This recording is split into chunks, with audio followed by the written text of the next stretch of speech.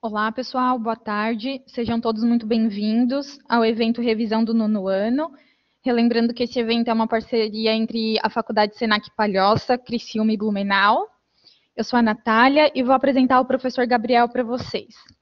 Então, o professor Gabriel Carlos de Souza, ele é formado em Geografia pela Universidade do Estado de Santa Catarina, a UDESC, formado também em Pedagogia pela Faculdade FAEL e é especialista em Mídia e Educação. Fez intercâmbio científico na Universidade de Roma e hoje ele que vai mediar o evento com vocês. Bom evento. Oi, pessoal, tudo bem? Como é que vocês estão? Tudo certo? Mandem um ok ali no chat, por favor.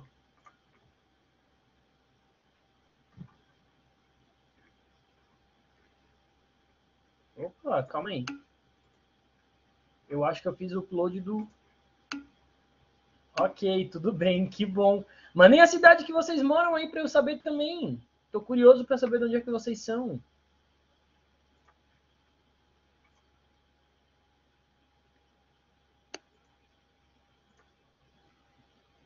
Criciúma, Francisco. Criciúma é muito legal. Eu já fui no...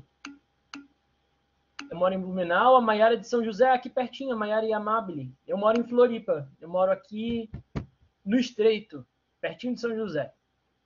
Então, a Maiara e a Amabile talvez vão ser nossas alunas no Senac da Palhoça. É isso mesmo?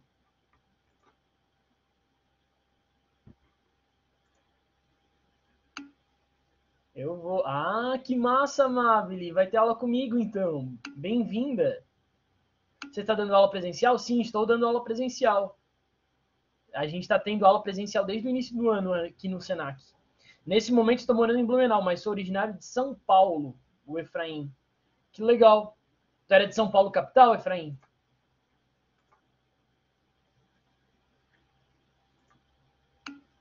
Sim, que massa. Eu adoro São Paulo. Adoro ir para lá, inclusive. É uma cidade que eu moraria, além de Florianópolis. Deixa eu ver. Tá dando ali, gente. Eu tinha botado... Ah, foi. Acho que agora foi. Pronto.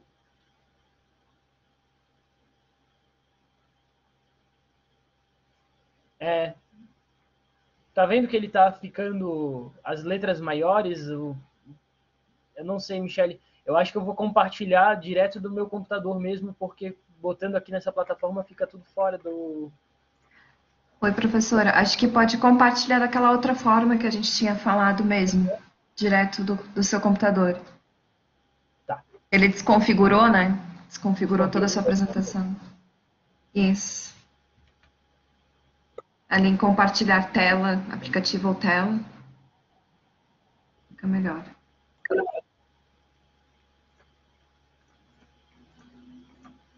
Pronto. Aí. Beleza, gente? Na tarde de hoje, a gente vai falar um pouquinho sobre industrialização e economia, para a gente entender o que são indústrias, por que elas são importantes economicamente para os países, para o globo, e entender um pouquinho quais são os tipos de indústria que a gente tem na nossa sociedade. Beleza? A Natália já me apresentou, eu sou o Gabriel, sou licenciado em Geografia, estudei aqui na UDESC, e eu publico conteúdo também aqui no Instagram chamado Geografari. Muito legal. Quem quiser me seguir depois, pode procurar lá e dar uma olhada. Beleza? Mas então, gente, para começar a falar de industrialização, a gente tem que passar por um processo inicial. O que é uma indústria? O que vocês acham que é uma indústria? O que vocês sabem aí? Mandem aí no chat para mim, participem comigo dessa aula.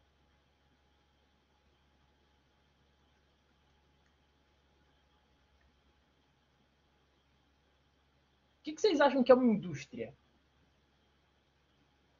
Um local de produção. Boa, Francisco. É um lugar que fabrica as coisas que a gente usa. Perfeito. Perfeito. É isso? A gente pode dizer que indústria é todo maquinário, né? Na verdade, não só maquinário, mas todo local que produz bens de consumo, que beneficia bens de consumo, né? eles fazem parte do segundo setor. A gente vai dar uma olhadinha no que é o segundo setor. É o setor que pega a matéria-prima e ele beneficia. Então, o mouse que eu estou utilizando, o teclado que eu estou utilizando aqui, um teclado sem fio para o meu notebook, o meu fone de ouvido, tudo isso foi produzido, meu celular, a caneta. Essa caneta aqui, por exemplo, de plástico, eles tiveram que tirar o petróleo. Então, foi uma indústria extrativista, primeiro setor, e depois uma empresa, uma indústria de caneta, pegou aquele petróleo, transformou em plástico e transformou nessa canetinha aqui para eu utilizá-la. Beleza? E aí, todo mundo plantava. Todo mundo era agro. Agrotec, agropop, agretudo. Todo mundo era agro. Ou seja, todo mundo fazia parte da agricultura. Como é que foi possível uma agroindústria, um país agropecuário se transformar em uma sociedade de características industriais, da gente passar por esse processo de transformação, né? De um sistema de plantação para um sistema de indústria. Isso não foi do dia para a noite, porque não é uma mudança muito fácil, né? Tu criar indústrias. E pensa lá em 1700, 1600, as pessoas imaginarem assim, pô, vou criar uma fábrica de sapato. Não, né? Não se tinha muito essa ideia. Pouco a pouco, a gente foi percebendo que a gente precisava de alguns produtos e pessoas como o Francisco, como a Amable, como vocês aí que estão aí, começaram a produzir pequenos produtos, como costurar pequenos casacos, costurar pequenos sapatos, mochilas. Só que tu fazia 1, 2, 3 peças para vender por mês, né? E tu fazia na tua casa mesmo. Só que a demanda começou a ficar tão grande que foi necessário criar locais que conseguissem produzir com maior produtividade, ou seja, em maior escala, com maior número de produtos. Por isso que criou as indústrias, né? Estou relativizando e resumindo bastante o processo. Por isso que se criou as indústrias.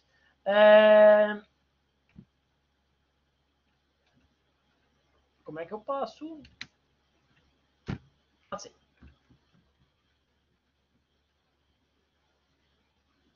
Beleza? Como é que esse processo de industrialização aconteceu? É o resultado de uma combinação de transformações que são irreversíveis, econômicas, sociais, políticas e culturais. Esse processo de industrialização é um processo ocorrido no globo terrestre, em todos os países do mundo, onde as pessoas saíram de regiões onde só se plantava, de cidades do interior, e passaram a morar em cidades. Isso aconteceu inicialmente lá na Inglaterra e depois foi se intensificando para o restante do globo. Na Inglaterra foi o país que a gente chama de primeira revolução industrial, ou seja, foi o país que começou a se industrializar em primeira mão, utilizando máquinas de vapor, né? O carvão como grande combustível. A gente vai ver um pouquinho disso daqui para frente, tá bom? Mas essas mudanças econômicas, porque muda o salário das pessoas e o que elas têm acesso, sociais, porque as formas como elas convivem socialmente é diferente, políticas e culturais, porque sua maneira de conviver e de dialogar vai ser diferente, como sempre, beleza? No Brasil, esse processo, eu estou falando dos outros países, né? A primeira Revolução Industrial aconteceu lá em 1700, final de 1700, início de 1800. No Brasil, a gente só foi passar por um processo de industrialização em 1929, com a crise lá da Bolsa de Valores de Nova York. Já ouviram falar dessa tal crise de 29? Crise de 29? Você já ouviu falar? Mandem aí no chat se vocês sim, não. Essa crise impactou diretamente na venda do café que era produzido aqui nas fazendas cafeeiras ali de São Paulo, Efraim. No Vale, como é que é o nome do vale? Vale do Paraíba. O Vale do Paraíba é uma região que fica entre São Paulo e Rio de Janeiro, ao norte de São Paulo, ao sul do Rio de Janeiro, onde se plantava muito café. E ali deu todo o processo de criação de fazendas, né? Com a utilização de mão de obra escrava, que resultou, gente, em pessoas muito ricas que conseguiam vender esse café internacionalmente e conseguiam fazer com que acumular algumas riquezas. O Efraim já tinha ouvido falar, o Bruno também.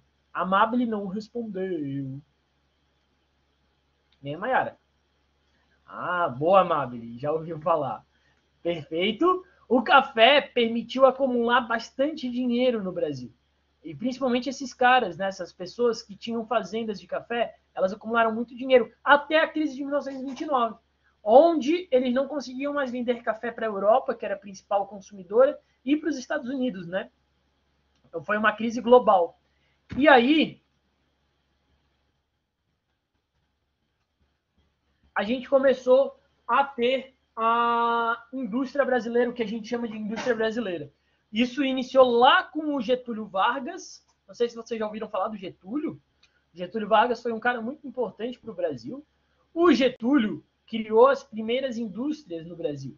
Ah, ele foi lá e construiu? Ele não construiu bem as indústrias, né? Mas ele fez o pessoal que tinha dinheiro para construir poder ir lá e construir tranquilamente, sem problemas. Perfeito? Então ele foi lá e convenceu, ó, fazendeiro, vocês plantavam um café. Hoje em dia, café não dá mais dinheiro. Então vamos construir umas indústrias. Vamos construir uma indústria de pequenas aqui para produzir roupa, produzir sapato, móveis, né? Pequenas indústrias. E aí essas indústrias foram se desenvolvendo, mas não foi ele que falou que iria evoluir o Brasil 20 anos em 5, algo assim? Não. Esse é o Juscelino Kubitschek. Eu escrevi o nome dele errado, tá? Juscelino Kubitschek, 50 em 5. 50 anos em 5 anos. Beleza? O Juscelino também teve uma grande participação nesse processo de industrialização. A gente vai ver um pouquinho mais para frente, talvez. Mas aí, o Getúlio Vargas e depois, consequentemente, também o Juscelino, eles fizeram um processo de desenvolvimento social e de desenvolvimento político. Isso formou as classes sociais que a gente tem hoje e também alguns conflitos e lutas de classe, né? Nesse processo aqui de desenvolvimento, a gente pode conceber e pode ter bem forte a parte de criação de rodovias, estradas pelo Brasil inteiro. Inclusive uma BR que a gente usa muito, que é a BR-101. Vocês já ouviram falar da BR-101? Já, né? Nós que moramos aqui em Santa Catarina, é uma importante via brasileira e importante via aqui para o estado de Santa Catarina, né? Para nós que moramos aqui nessa região próxima a ela. Em especial, Criciúma, Blumenau e Floripa, né? Os 3 cidades que estão aqui hoje concentram boa parte da dinâmica ali do fluxo de veículos pela BR-101, né? Em São José mesmo, meu Deus, como é que tu vai se deslocar entre os bairros se tu não usar a BR-101? É impossível. Aqui ele recapitula um pouquinho, gente, como é que foi o nosso processo de industrialização. Lá em 1888, houve o fim da escravidão no Brasil, lembram? Fim da escravidão no Brasil, a Lei Áurea, onde os escravos se tornavam livres. E aí as pessoas teriam que comprar, né? Passariam a ganhar dinheiro. Isso facilitou lá em 1930, quando o Getúlio entrou quando o Getúlio assumiu o poder, em 1930, que ele pudesse ter pessoas que tinham dinheiro, porque recebiam dinheiro, eram assalariadas, para poder comprar o produto que era produzido lá nas fábricas. Então virou mercado consumidor. A gente tinha o mercado consumidor, né? E isso foi se expandindo pouco a pouco, meio a meio. Beleza? Quais eram as limitações da indústria brasileira?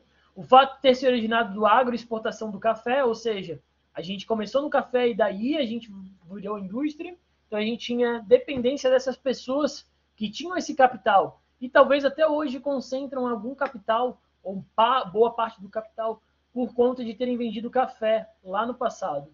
O crescimento das produções de bens não duráveis não foi acompanhado pelo bem de capital. Bens não duráveis são tecidos e produtos alimentícios, né? E isso a gente criou bastante. E bens de capital são máquinas. A gente não conseguiu produzir máquinas suficientes. Hoje, isso já está meio que ultrapassado. Mas na época, essas eram as limitações. Investimento secundário dos fazendeiros preocupavam-se mais com o café do que com as indústrias. E antes de 1930, sem definição de uma política industrial, medidas isoladas de café. Beleza? Conseguiram entender como é que se formou o café no Brasil? Por que hoje ele é importante? Sim, professor.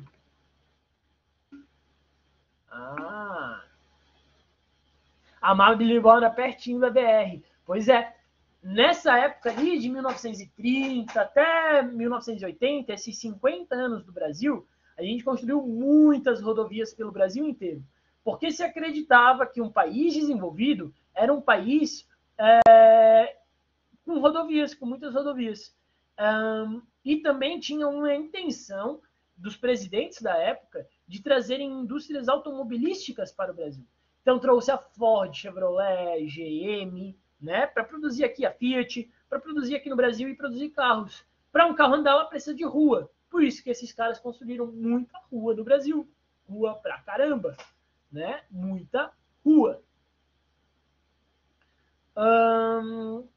Entre elas a BR-101. Entre elas a BR-101. É isso. Tipos de indústria. Vamos ver quais são os principais tipos de indústria.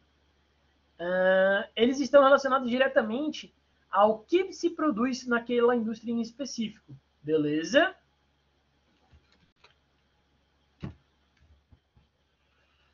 Primeiro, anotem aí num papel, pelo amor do Santo Pai. Primeiro tipo de indústria é a indústria de base. Ou seja, também chamada de indústria pesada.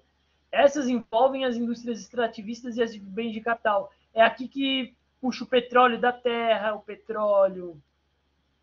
É daqui que sai o ouro. É daqui que sai madeira. Essa produz as coisas de base. A minha caneta que eu mostrei para vocês, olha que bonita a minha caneta. Linda, né? A minha caneta ela precisa de petróleo, então ela precisou de uma indústria de base. Porque ela é de plástico, e o plástico é feito de petróleo.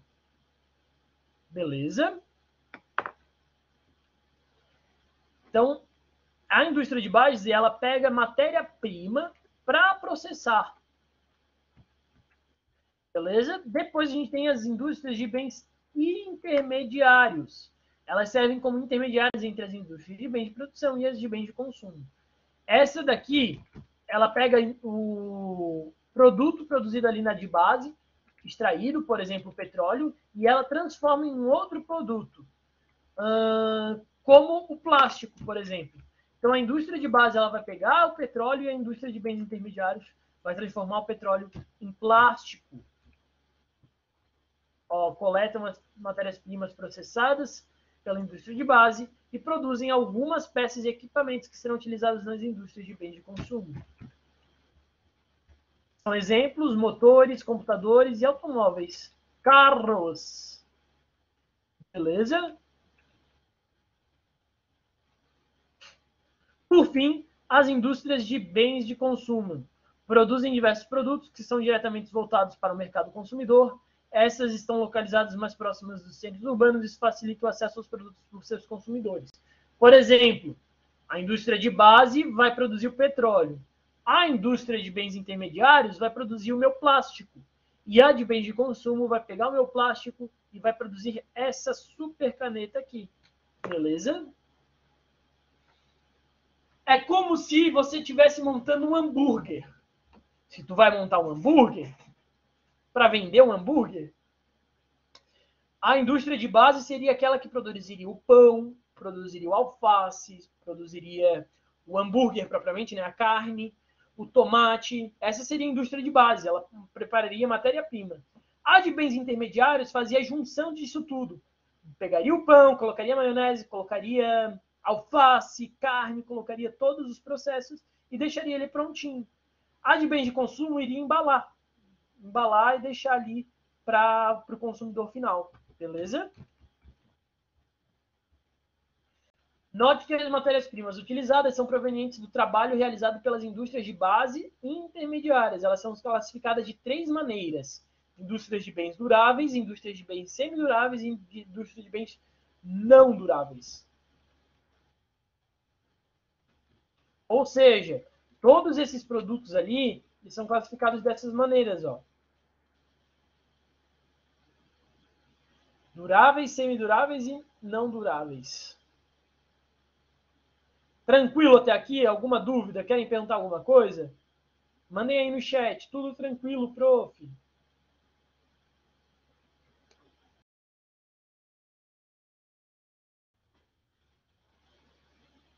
Tranquilo mesmo? Tudo tranquilo, prof. Beleza, Amabile. Certinho. Vamos ver o que é cada uma dessas aqui, então? A indústria de bens duráveis. Bens duráveis. Incluem produtos não perecíveis, como os eletrodomésticos, eletroeletrônicos, móveis, veículos, entre outras coisas. Recebe esse nome visto que os produtos gerados possuem uma longa durabilidade. Ou seja, duram muito tempo. As de bens semiduráveis é intermediária entre os dois outros tipos de indústria de bens de consumo. Ela tem uma vida útil, mas tem uma vida útil mediana. Diferente aqui da bens duráveis, que dura muito tempo, né? Veículos, móveis, eletroeletrônicos, eletrodomésticos. O que é semiduráveis? Telefones e roupas. Roupas dura semi, né? Depende do quanto tu vai usar, enfim. Agora, a gente tem os produtos que a gente chama de perecíveis. Os produtos perecíveis, eles estragam e estragam rápido. Então, eles são de bens não duráveis. Aí a gente pode colocar os alimentos, algumas bebidas, remédio, cosméticos, enfim, uma infinidade de coisas ali. Beleza?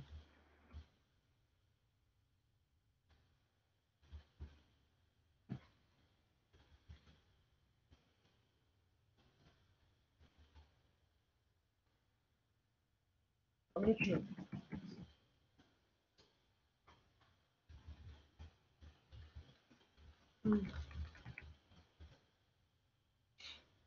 Nossa, eu perguntei faz 1 minuto. Como é que eu tô perguntando de novo já? Mas vamos lá. Olha só, gente.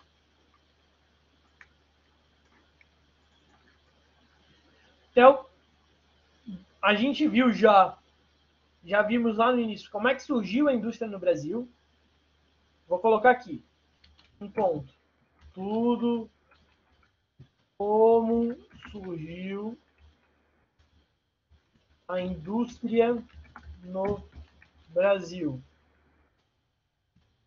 Depois a gente viu que eram bens duráveis e não duráveis, né? Era isso?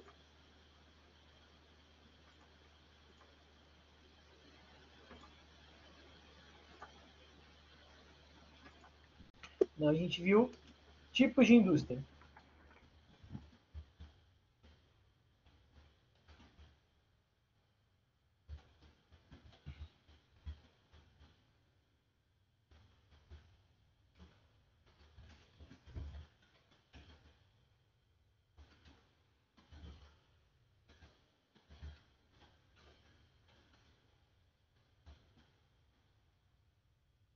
Pronto, enviei. E agora a gente vai entrar nos setores industriais. Quais são os principais setores? Beleza? Primeiro setor, segundo setor, terceiro setor. São 3 os setores econômicos no mundo. Nesse processo de industrialização, né? Até o processo de industrialização do Brasil concentrava maior número de trabalhadores. Sofreu revoluções tecnológicas a partir de 1940, gerando uma perda da mão de obra. Começa a desenvolver nas regiões centro-oeste, sul e sudeste nas plantações de soja, milho e cana-de-açúcar. A estrutura fundiária brasileira favorece os detentores do capital, ou seja, as pessoas que têm dinheiro. Beleza?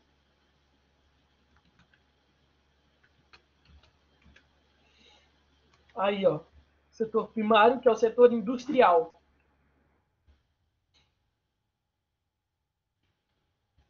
Na verdade, O setor primário, gente, é o setor que faz a extração, o setor extrativista, ou seja, ele faz a extração das matérias-primas, como petróleo, como soja não, como ouro, prata, urânio, são coisas que já tem na natureza, não que o ser humano colocou, né? Coisas que o ser humano já tem na natureza e ele extrai da natureza, ele tira da natureza. Carvão, beleza? Agora a gente vai para o setor secundário. O setor secundário é um setor que cresceu em 1930, na era Vargas, como eu falei anteriormente. Começou a substituir a mão de obra do campo pela industrial, então teve um êxodo rural bem grande. E até os anos 80, como eu falei anteriormente. A queda da mão de obra devido a crises e especialização devido às inovações tecnológicas, trabalho qualificado. O setor terciário no Brasil é o setor de serviços, galera. É o setor onde as pessoas trabalham, onde as pessoas prestam serviço. É um crescimento devido à globalização, a atual fase do capitalismo e a nova forma de organização do trabalho industrial. Por causa da intensificação e difusão da atividade industrial, aumentaram as demandas por diversos espaços, serviços. Expansão da urbanização, concentração populacional rápida, que resultou na demanda maior por serviços. O setor terciário, gente, é o setor que presta serviço. Quando tu contrata um encanador, é do setor terciário. Quando tu contrata um pedreiro, quando tu contrata uma faxineira, é diferente. Porque elas estão prestando um serviço para ti. Eles não têm um produto. Qual é o produto deles, se não a mão deles? Qual é o produto de uma faxineira? Vocês sabem me responder qual é o produto de uma faxineira?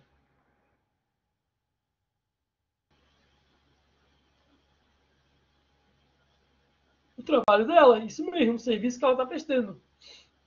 Que é diferente, por exemplo, do produto da Coca-Cola. O que é o produto da Coca-Cola?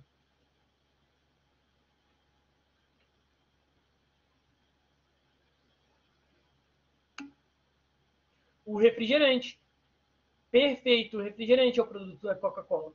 Então é o refrigerante que a Coca-Cola vende, que é o produto dela, né? Ela tem algo que tu consegue pegar na mão, né? Que é o refrigerante. Eu consigo pegar uma garrafa de 2 litros de refrigerante na mão. A faxineira não consegue pegar a limpeza dela na mão e te entregar. Ela tá vendendo a força de trabalho dela, né? O braço dela, o corpo dela, para ela trabalhar para ti, né? Naquele momento. Então, isso se chama serviço, beleza? O setor de serviços. Setor terciário no Brasil, setor de serviços. Dúvidas? Perguntas? Respostas? Reparem que o bonequinho tem o Senac aqui na camiseta. Estão reparando? Eu achei lindo.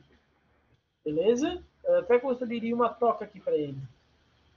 Mas resolvi não construir. Perfeito? Nada de dúvida? Agora, vamos praticar.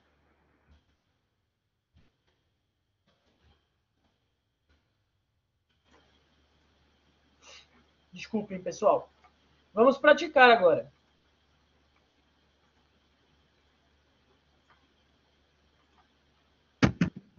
Calma aí, gente.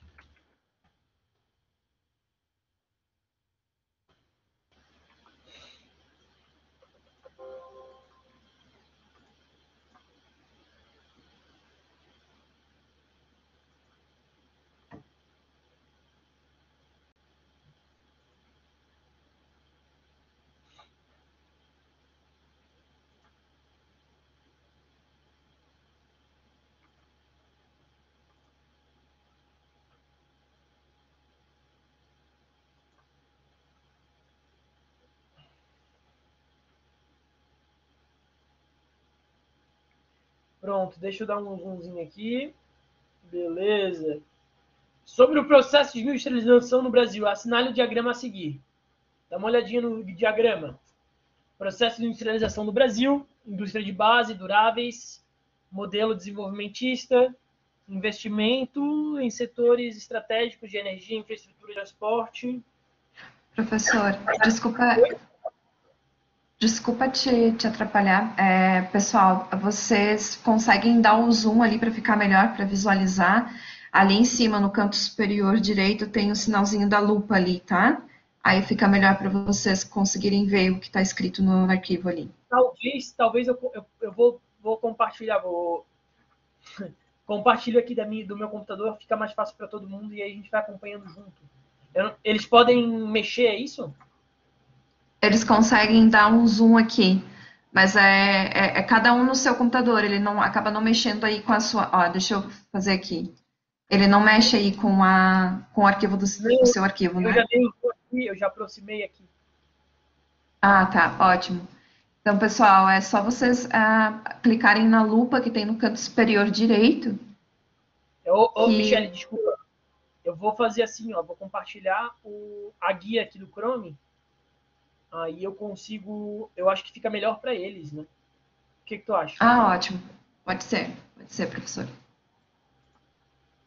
Pronto. Todos vendo, né?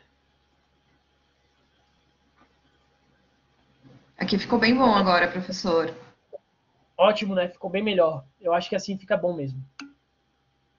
Pessoal, sobre o processo de industrialização no Brasil, analise o diagrama a seguir. Essa foi uma questão que caiu no Enem. Processo de industrialização do Brasil, investimento em setores estratégicos, energia, infraestrutura de transportes, indústrias de bens duráveis, modelo desenvolvimentista. Beleza? Os fatores representados no diagrama acima representam características do seguinte período industrial brasileiro. Olha só.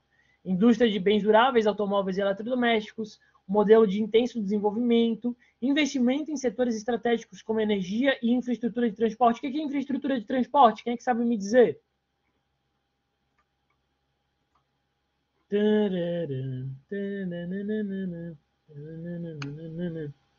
Transporte público? Pode ser também, mas eu acho que tem muito a ver com ruas, avenidas, estradas,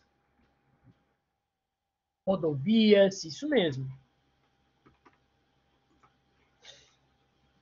Perfeito? Quem foi o governador, o presidente da República que fez isso?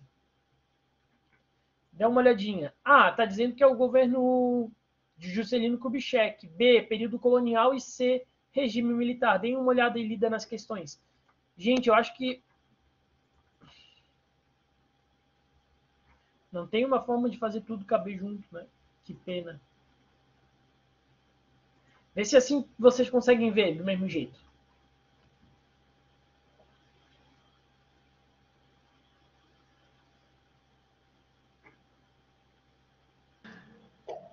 Vai ver, professor. Dá para ver, né? A, B, C e D. Vamos lá, gente. O que vocês acham que é?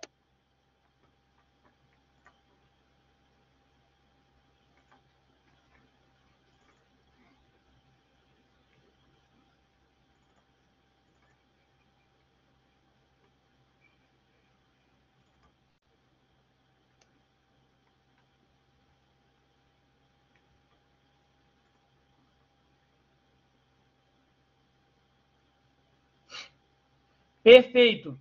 D, da era Vargas entre 19... Ah, tem E ainda. Entre 1930 e 1945 e 1951 a 54. Tá errado porque a era Vargas não é esse período aqui. E beleza? Mas o Vargas também fez esse processo. Vocês estão certos. Tranquilo?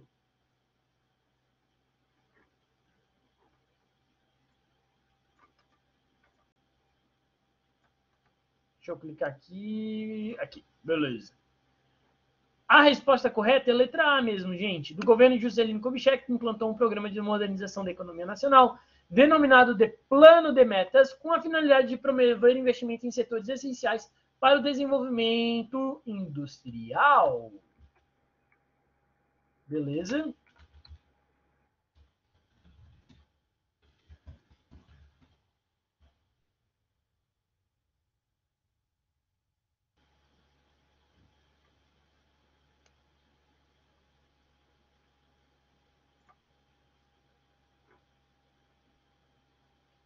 Só um minutinho, gente.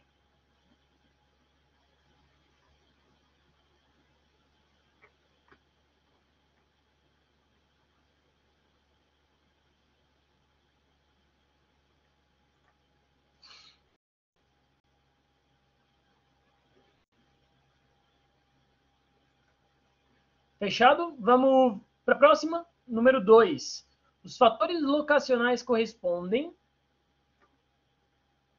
às vantagens competitivas que um determinado local oferece para a instalação da indústria. Ou seja, há fatores que favorecem as indústrias a se instalarem ali, como proximidade de rodovias, de portos, de aeroportos, rodovias em boas condições, trabalhadores qualificados, são tipos de fatores locacionais que faz com que as indústrias sejam facilitadas a se instalarem ali naquele lugar. Que é correto, incorreto afirmar? Qual dessas alternativas é incorreta?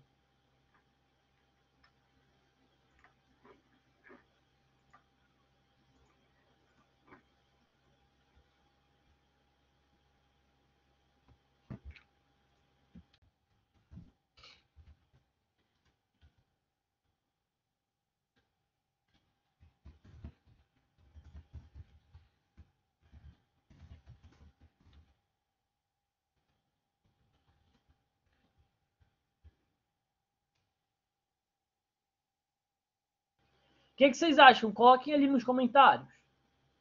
Qual vocês acham que é a resposta dessa questão?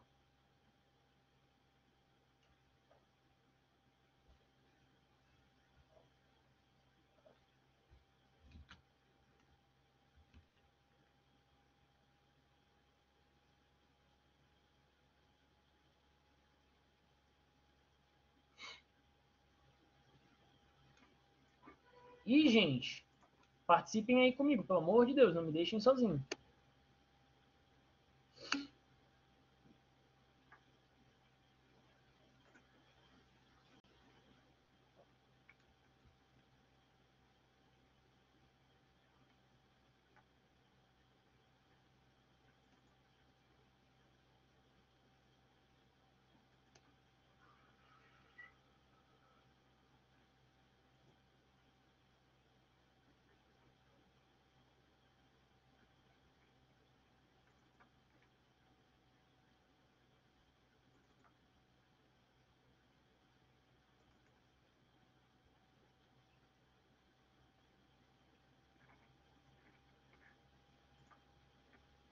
Acho que D, ou B, acho que D. Vamos lá, tem mais gente aí na chamada além do Efraim e da Amabile.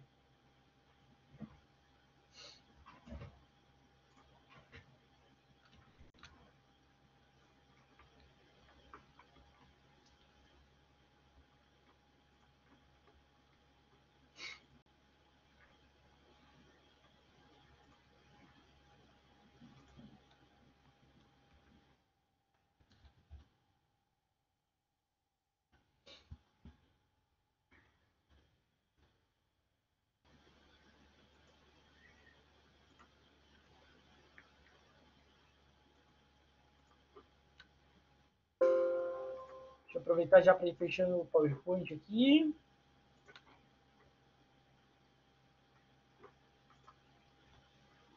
Perfeito, gente. A resposta correta é a letra D. Está correto o D. Com o avanço tecnológico em infraestrutura de transporte e comunicação, a logística para o armazenamento e escoamento da produção tornou-se dispensável. Não é indispensável ainda que a gente consiga armazenar e escoar a produção que a gente produz, das nossas indústrias, né? Que a gente consiga escoar e armazenar a produção das nossas indústrias. Então é indispensável, não é dispensável. Essa está incorreta. Beleza? Leiam aí. Alguém tá com o microfone aí? Lê para mim.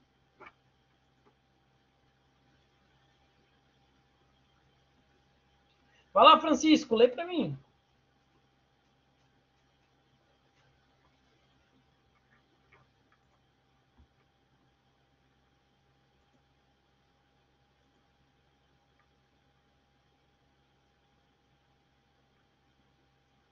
Ih, gente. Pessoal, vocês estão conseguindo abrir o microfone?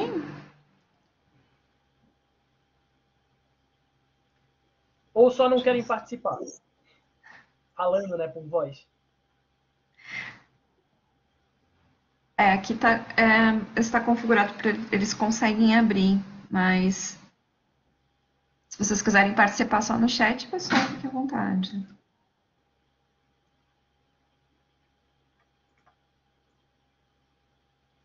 Ih, galera, não vou ter nenhum companheiro hoje para falar comigo. Então, tranquilo, eu faço a leitura, não tem problema. Só deixa eu voltar aqui. Além de terem nascido com mais força no Sudeste, ou seja, região de Minas Gerais, Espírito Santo, São Paulo e Rio de Janeiro, as atividades industriais tenderam a concentrar espacialmente nessa região, ou seja, elas ficaram localizadas só naquela região ali de São Paulo, Minas Gerais, Espírito Santo e Rio, devido a dois fatores. A complementariedade industrial, as indústrias de autopeças tendem a se localizar próximo às automobilísticas, as petroquímicas próximas às refinarias e consideração de investimentos públicos de infraestrutura industrial. Ou seja, as indústrias elas preferem ficar perto de onde elas têm matéria-prima mais fácil, para não precisar ficar transportando longas distâncias, e também preferem ficar perto de onde tem infraestrutura de estradas, de ruas, de trem, né? Atualmente, seguindo uma tendência de descentralização já verificada nos países desenvolvidos, assiste-se a um processo de deslocamento das indústrias em direção às cidades médias do interior. Qual é o principal motivo que explica a migração dessas indústrias para o interior? Por que essas indústrias estão indo para o interior do estado?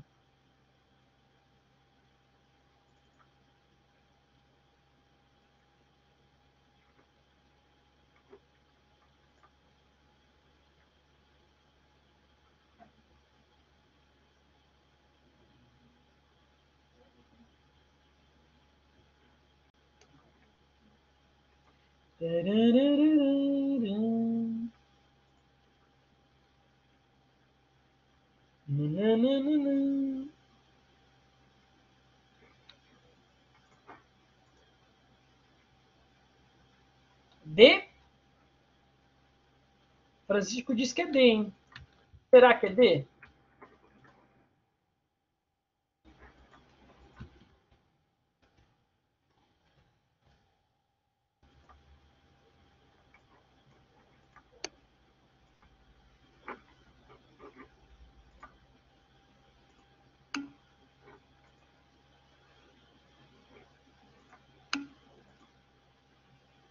Olha só. Vamos voltar ali. Qual o motivo que fez com que as indústrias migrassem das cidades para o interior? Estarem migrando.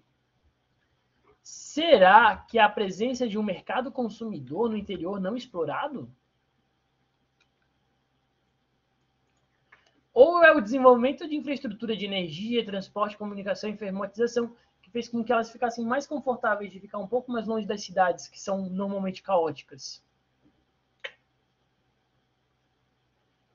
O principal motivo é isso. Desenvolvimento de infraestrutura de energia, transporte, comunicação e informatização. Beleza? Letra B. Vamos fazer mais uma? Antes do nosso intervalinho? 4.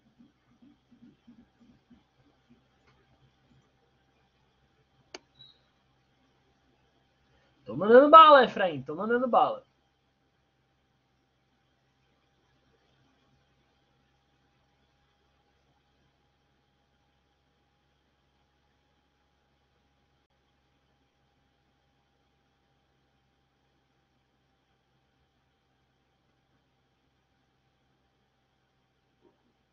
Deem uma olhadinha na questão e vejam qual vocês acham que é a resposta correta. Quando colocarem, coloquem ali para mim.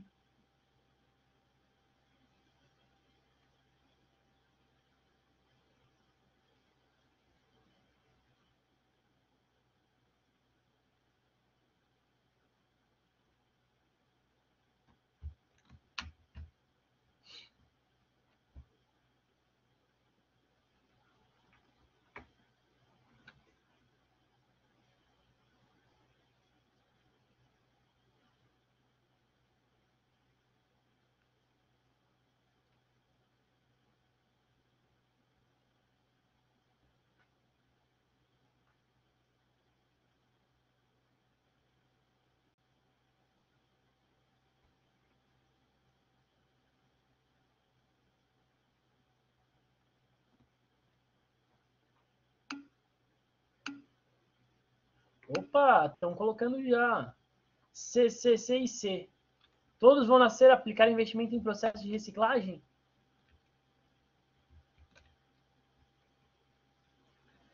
É a correta. Todos acertaram. Maiara, Mabel, Vitor e Efraim. Acertaram perfeitamente. Beleza? Perfeita. É essa mesma resposta. Para minimizar o impacto ambiental provocado pelas indústrias, é necessário aplicar investimentos em processos de reciclagem. Tranquilo? 5. A industrialização ocorrida no Brasil nas primeiras décadas do século XX foi possível em decorrência do...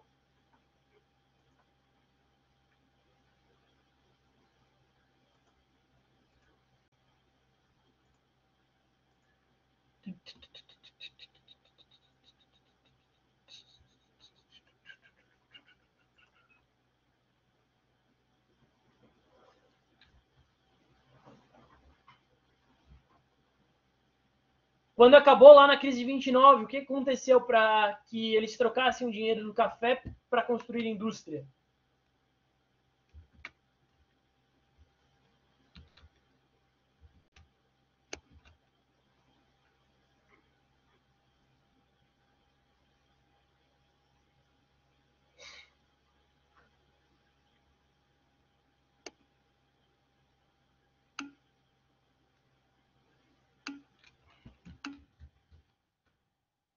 Estatal, gente.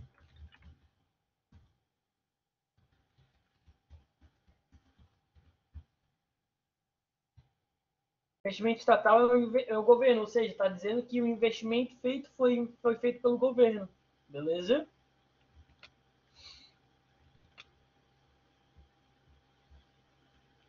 Que é a resposta correta. Parabéns. Vamos lá. 6.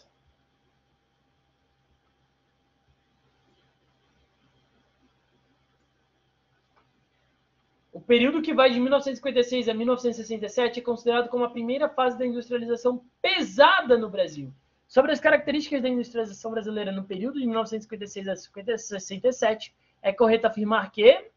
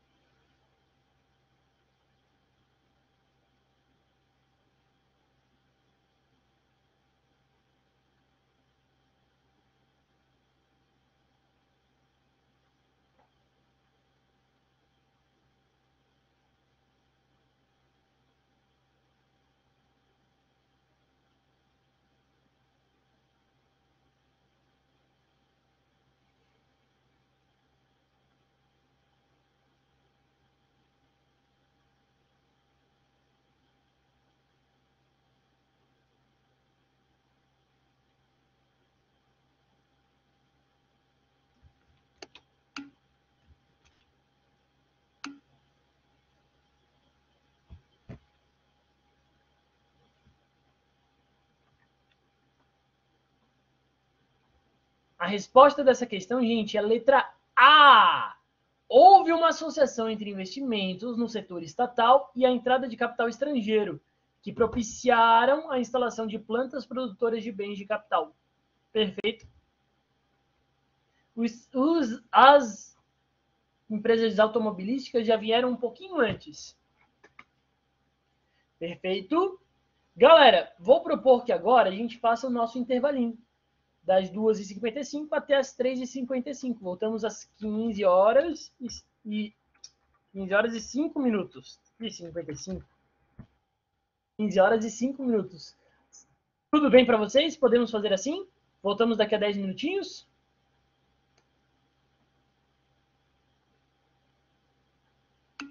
Beleza, então. Voltamos depois, pessoal. A gente vai fazer outra coisa depois que eu voltar. Tchau, bom intervalo.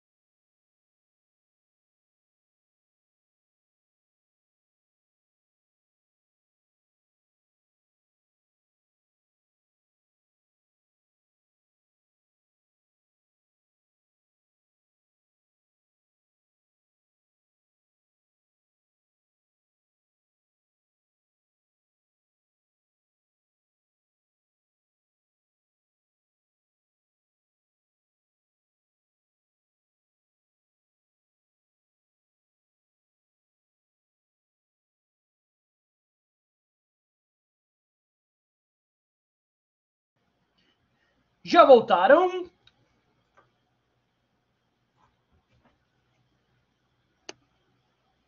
Oi, oi. Oi, oi, oi, oi, oi. Efraim, Amable, Maiara e Vitor. Cadê o Francisco?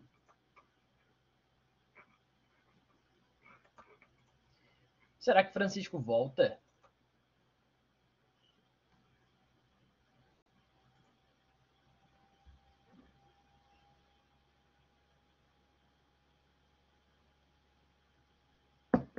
Gente, puxei um cafezinho aqui.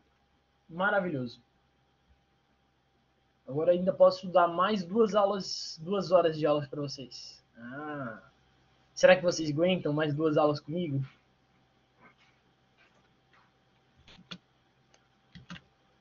Sim.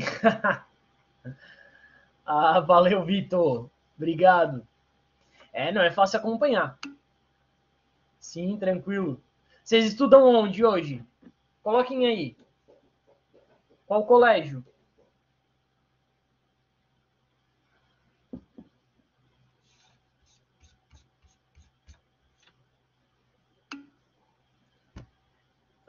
Mabeli.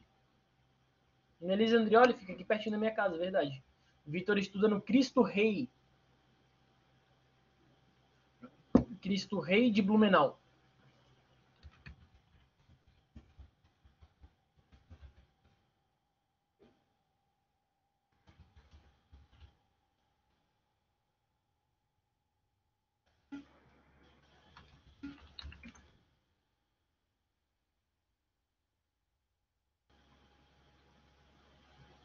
De Sara.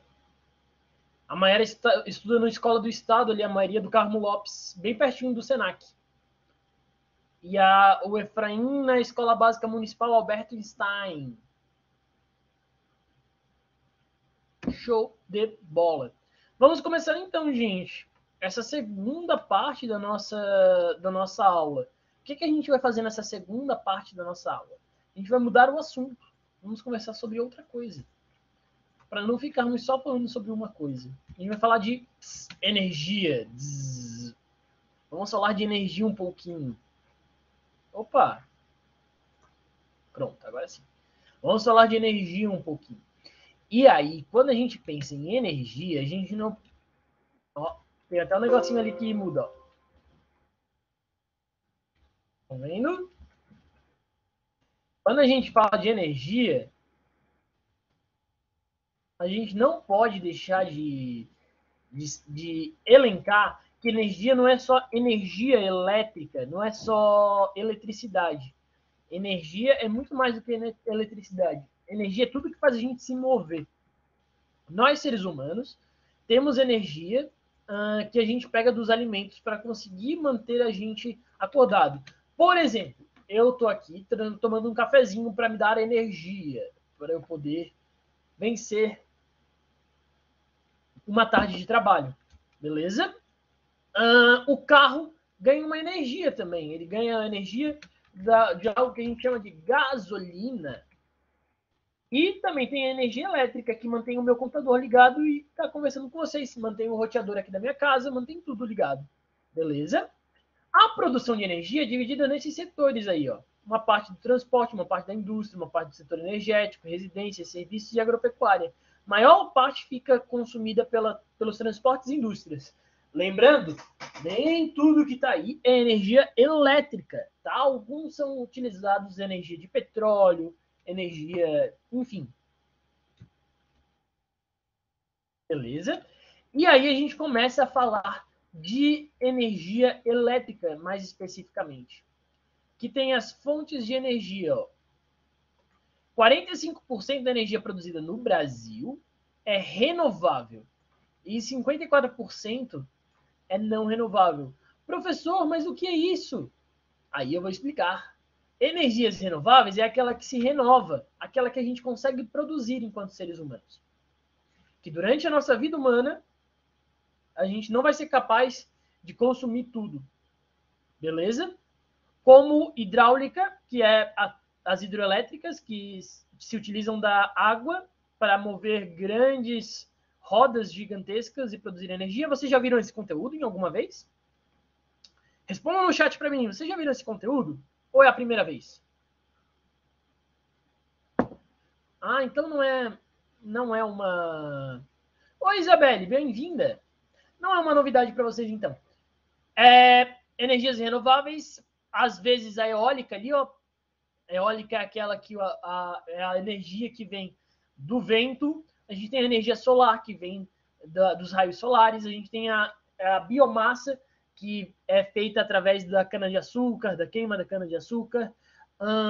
Temos a energia que a gente produz através da lenha e do carvão vegetal. Enfim, temos uma série aí de energias que a gente chama de renováveis. E aí a gente também tem as energias que a gente chama de não renováveis, como urânio, que é a energia nuclear, né? Já ouviram falar do urânio, do Chernobyl? Chernobyl é famoso, né? Um lugar famoso por conta do acidente lá de Chernobyl, que matou várias pessoas, né? O carvão mineral, o gás natural e o petróleo. Esses aqui, se a gente não tomar cuidado, a gente pode utilizar todo ele. Ele não se renova, ou seja, ele não produz mais. É o que tem na terra e deu, é o que a gente tem de reserva e deu. Se a gente utilizar toda a nossa reserva, a gente já utilizou tudo. Então, é aquilo ali e acabou. Beleza? No Brasil, gente, dos mais importante é o petróleo. Beleza? O petróleo no Brasil começou a ser estudado lá em 1939. A gente criou a Petrobras só para fazer o petróleo, só para produzir petróleo, em 1953. E a Petrobras começou a instaurar em algumas bacias poços para retirar petróleo. Em especial, vou destacar a bacia do Espírito Santo, a de Santos e a de Campos aqui, ó. Essas três primeiras, que são as mais importantes do Brasil. Ou seja, Rio de Janeiro, Rio Grande do Norte, Bahia e Espírito Santo. Esses são os mais importantes. Uma questãozinha já bem facinho para vocês responderem. Marca alternativa que indica os maiores produtores de petróleo no Brasil.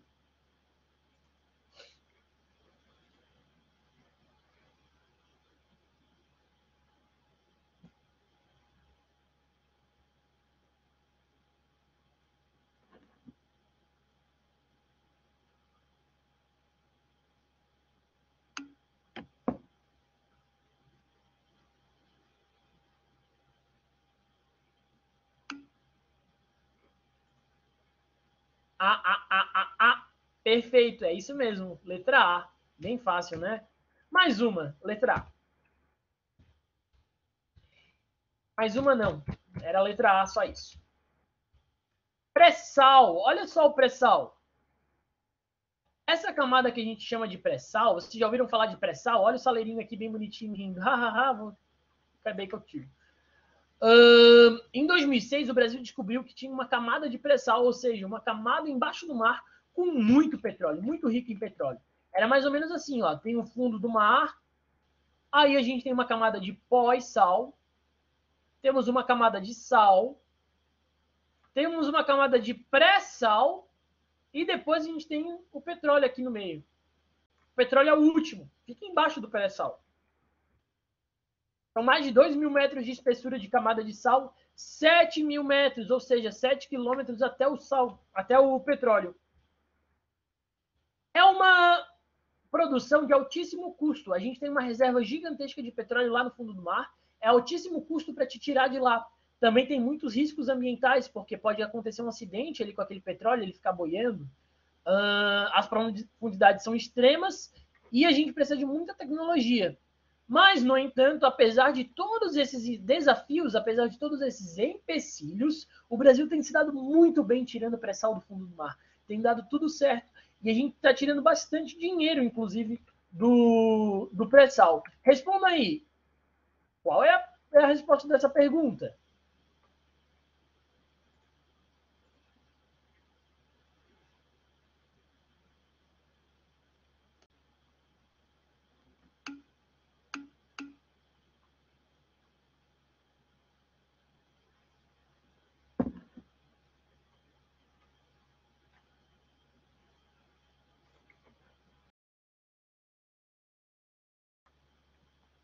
Essa tá bem fácil, né? Bem fácil. É É o B, camada 7.000 metros abaixo do nível do mar. É a B, é a pré-sal, com toda certeza. Pré-sal. Agora, a próxima pergunta vai depender de vocês saberem isso aqui, ó. Todas essas bacias que estão aqui, em especial, observem aqui, ó, Santos, Campos e Espírito Santo, ó. Campos, Santos e Espírito Santo. Observem esse mapa. Beleza? Vamos lá. Essa tem a ver com geologia. Talvez vocês não tenham aprendido ainda esse conteúdo. O Francisco voltou e a Mayara também. Bem-vindo de volta, Francisco.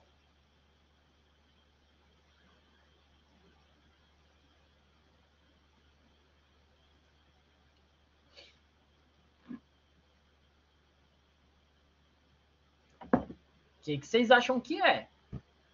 Lembram aquelas que eu disse para vocês que eram as mais importantes?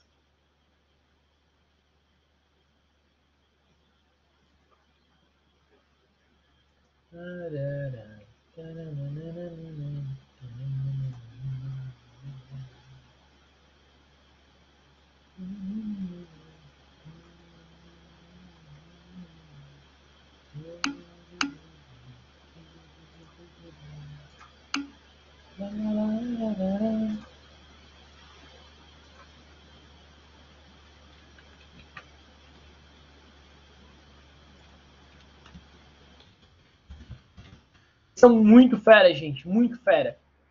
Tem um conteúdo aqui que vocês ainda não aprenderam nessa questão. Ó, letra D mesmo. Que são essa segunda parte aqui, ó, das estruturas geológicas. Vocês lembraram que era Campos e Santos as mais importantes, né? Mas temos uma parte aqui das estruturas geológicas. Todo o material fóssil, isso aqui vocês vão aprender no final do primeiro ano do médio.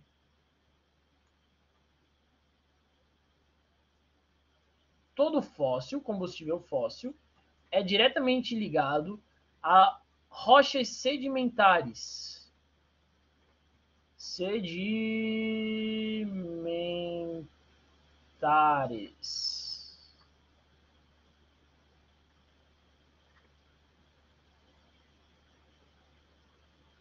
Sedimentares. E todo metal... Calma. Todo metal. Ali a gente tem os fósseis. Então, todo metal são nas rochas metamórficas.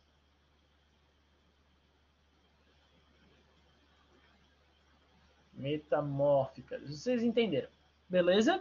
Então, só poderia ser lugares que tinham sedimentares. E seria só D e E. Como a gente viu antes, que era Santos e Campos eram as mais importantes, sobraria apenas a D. Beleza? Essa daqui está um pouquinho mais difícil, mas eu acho que vocês conseguem também.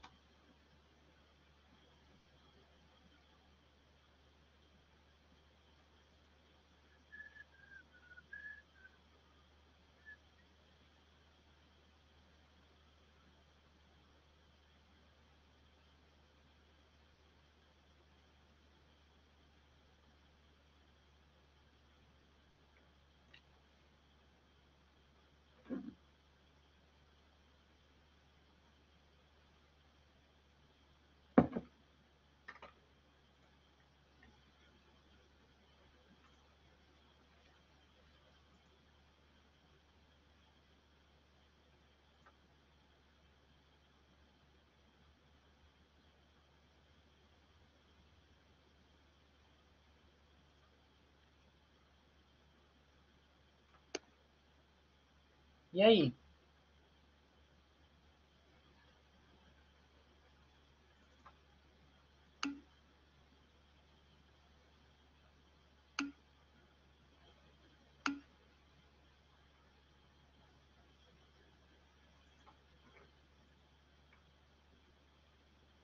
C, A e C. E agora? Tan, tan, tan, tan.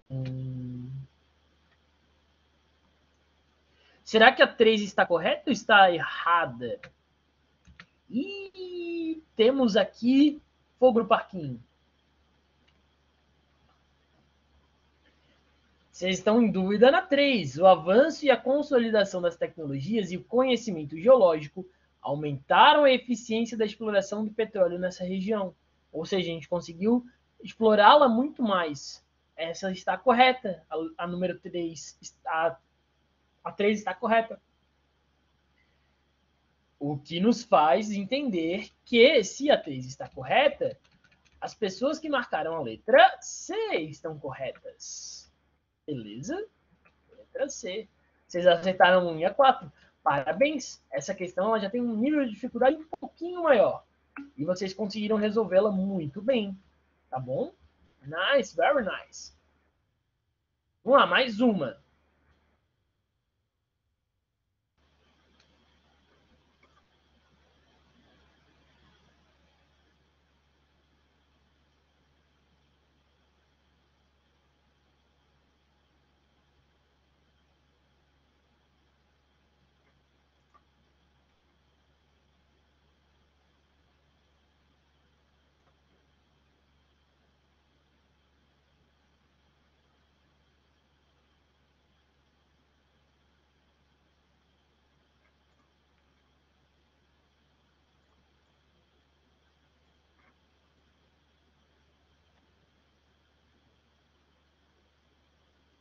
E aí?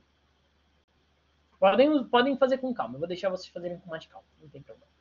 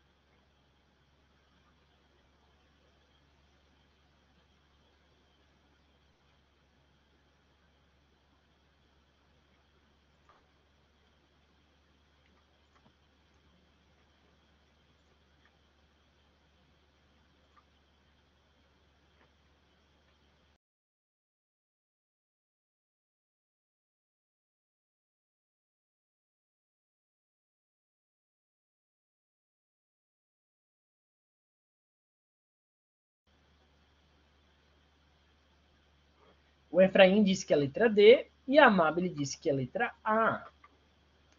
Será que os dois acertaram? Será que os dois erraram?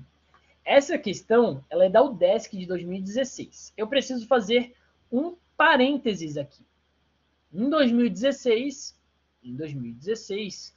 a América Latina, o México, era o maior produtor. Hoje, em 2021, não é mais. Tá? Em 2016, quando essa questão foi criada, o México era o maior produtor. Hoje não é mais. Tá bom? Na América Latina. Então, a 5 hoje seria falso, mas na época era verdadeiro. Tá?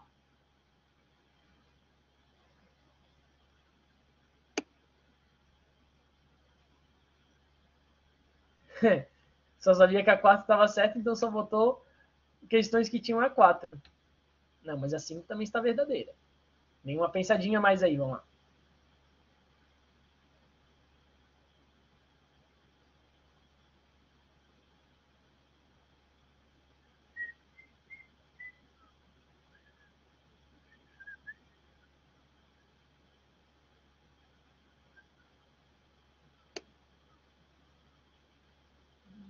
Deus.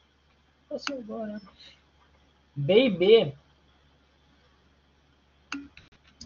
O pessoal foi. O pessoal foi aí na B, né? E acertaram quem foi na B. Ah, a B era verdadeira, isso mesmo.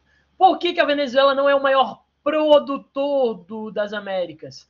Ela não produz petróleo mais assim à reveria, porque ela está com um bloqueio econômico. Ela está bloqueada, BLK. Igual vocês fazem com os amiguinhos de vocês quando não querem mais falar no WhatsApp, vão lá e clicam em bloquear.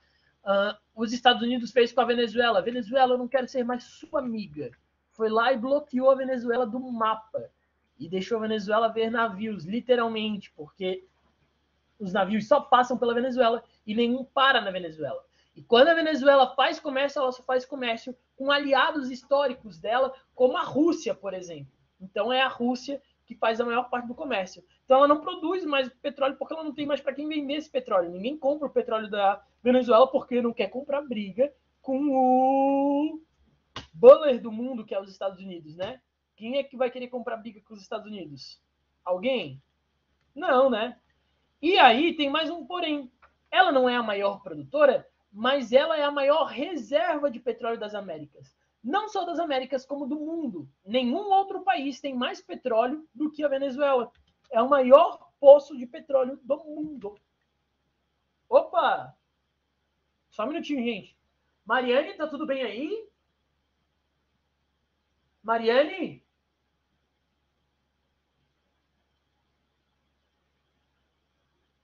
Ih, acho que minha irmã caiu.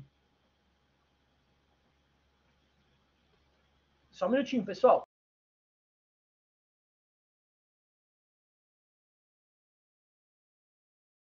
Não, ela me respondeu aqui, tá tudo bem. A Venezuela foi bloqueada totalmente, isso mesmo, coitada da Venezuela. Coitada, coitada. Mas ela é a maior reserva. Então, se a palavra aqui tivesse a Venezuela é a maior reserva das Américas, a gente poderia considerar como certo. Mas ela não é. Poderia estar escrito a Venezuela é a maior reserva de petróleo do mundo. A gente poderia marcar como certo. Mas um produtor, ela não é a maior produtora. Beleza? O Brasil passa a ser o quinto produtor mundial depois da descoberta do pré-sal. Passa mesmo. Não, é o sétimo. Sétimo em produção. Então isso aqui está errado, não é o quinto. 3, 4 e 5 são verdadeiras. Beleza? Deixa eu ver, gente. Deixa eu ver o tempo e deixa eu ver. Dá tempo. Essa é a última pergunta. Essa é a última pergunta antes de eu voltar para o conteúdo. Tá? Então respondam com carinho essa. Essa tem um texto um pouquinho maior. Universidade do Estado do Ceará.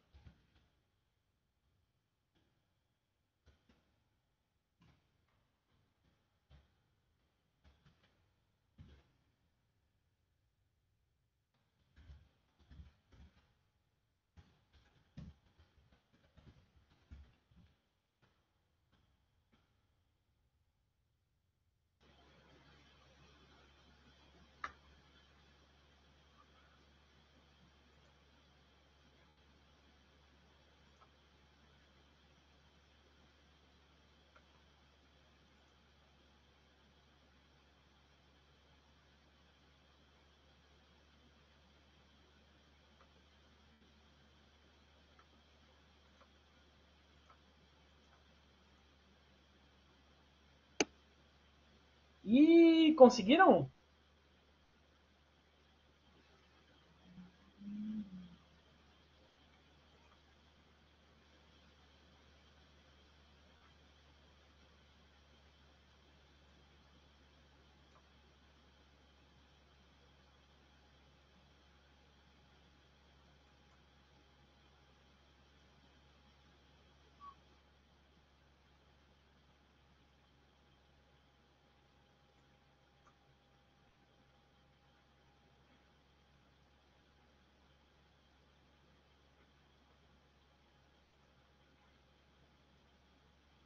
Vitor botou que é B.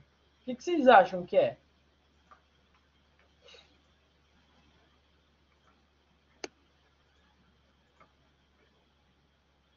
Será que é B?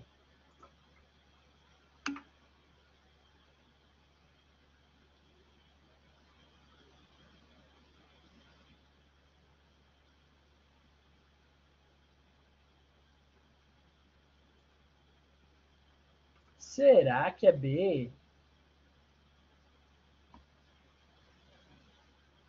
Vamos ver se é B mesmo. B? Será que é D? Vamos ver qual é a resposta dessa questão. B. As novas perspectivas abertas com pré-sal estimularam o governo a estabelecer algumas mudanças, sendo a mais importante delas o aumento da participação de empresas estrangeiras. O Brasil vendeu o pré-sal, vendeu parte do pré-sal para empresas estrangeiras, porque ele acreditava que ele ia render mais, ele queria produzir muito mais petróleo do que ele podia produzir com a Petrobras e ele resolveu vender para outras empresas fazerem isso. São 15 horas e 30 Em troca, vamos pegar um copo d'água. E que tal lavar as mãos? em troca,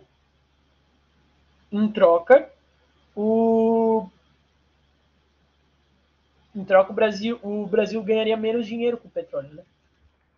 Ganha.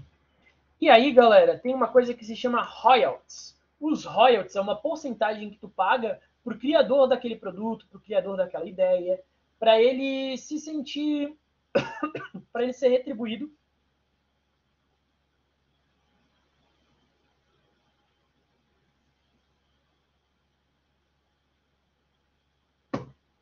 Para ele ser retribuído, o valor pago para alguém ou uma empresa, para ele ser retribuído pelo produto que ele mesmo inventou, né?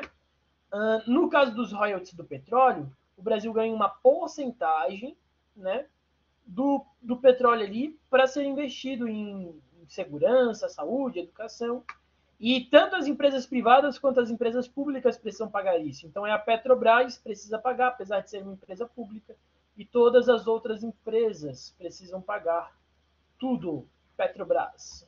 Show? No Brasil, as empresas petrolíferas pagam 10% por barril, divididos em 22,5% para estados produtores, 30% para municípios produtores e a União 47,5%. Há uma lei que quer mudar isso, porque hoje só recebe quem tem costa com extração de petróleo. Quem tem petróleo sendo extraído da costa. Quem não tem, não recebe dinheirinho. Quem não tem, não recebe dinheirinho. O que querem mudar? Por que querem mudar?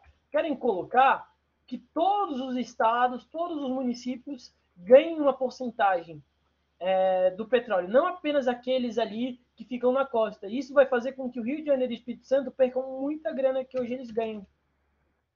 Beleza? A parte de conteúdo era só essa. Vamos ver se vocês conseguem essa questão aí.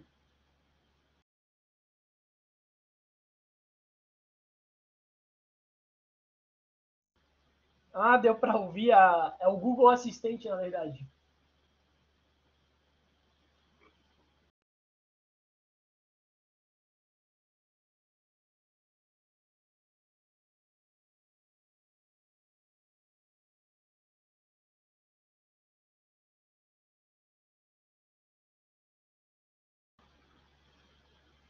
Ó, vou pedir para ela cumprimentar a tua, Mami. Ok, Google?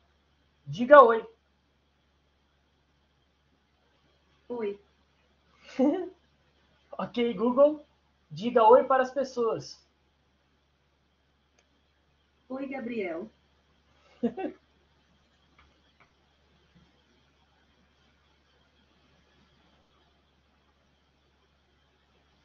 eu ver se ela dá oi para ti, Amabile. Ok, Google? Diga oi para a Amabile. E aí, Gabriel, tudo bem? Ela não quis dizer oi para ti não, Amabile. Desculpa, eu não entendi. Como você está? Tudo bem? Estou bem, e você? Melhor agora, falando com você. Me diga se houver algo em que eu possa ajudar. Eu queria que tu desse oi para a minha amiga. Ela vai me deixar falando sozinha. Ela é meia burrinha, ela não acerta muitas coisas não, Amabile.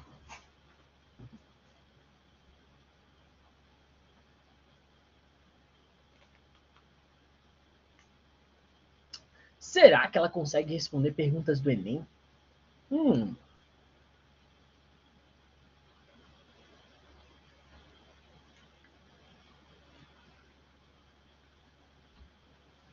Ano que vem no Senac eu levo ela lá, tá bom, Amabile? Combinamos.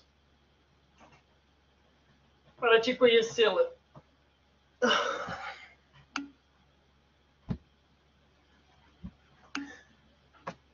Talvez A, Vitor. Será que é A? Vou começar com o meu será. Será.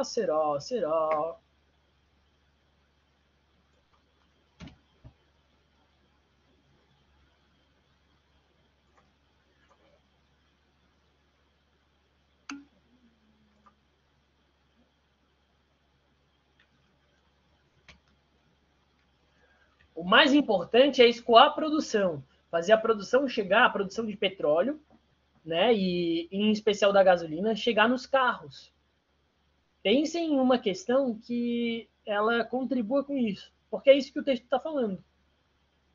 Petrobras possui refinarias estrategicamente distribuídas pelo país. Elas são responsáveis pelo processamento de milhões de barris por dia, suprindo o mercado com derivados que podem ser...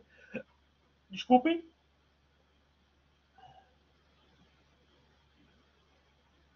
Que podem ser obtidos a partir de petróleo nacional ou importado.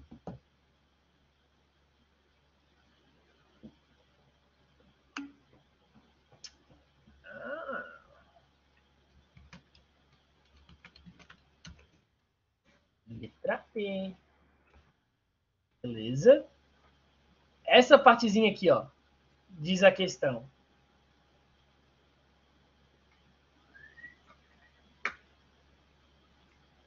Beleza?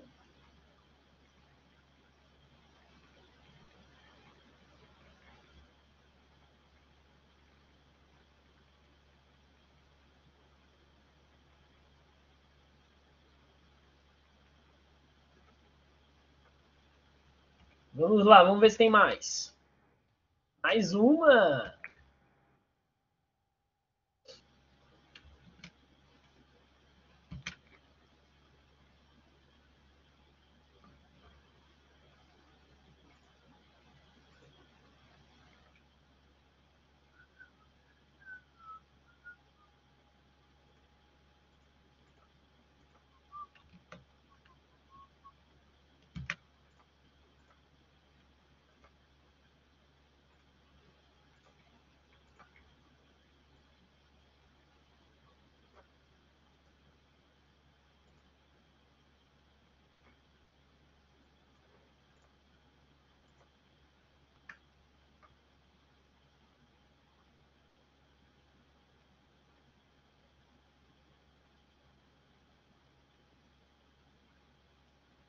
É muita malemolência,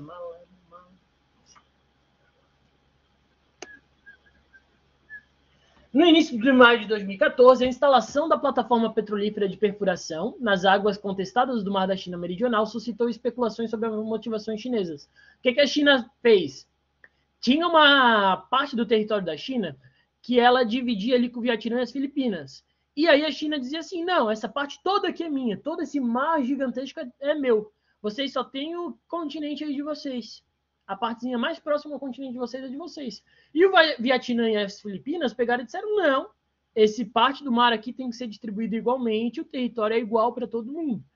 A China não tem que ter mais, China não tem que ter mais do que a gente, não. E os países queriam dividir igual e a China disse, não, é tudo meu. Por que a China queria tudo para ela? Porque a gente sabe que lá tinha petróleo. Aí o que a China fez? Foi lá e perfurou um poço de petróleo. A plataforma HYSY981. Foi lá e colocou nessas terras que eram reivindicadas, que eles estavam brigando para ter. E colocou lá e disse, aqui é meu. Com esse gesto, o que ela quis demonstrar? Essa é a pergunta. O que ela quis demonstrar com esse gesto?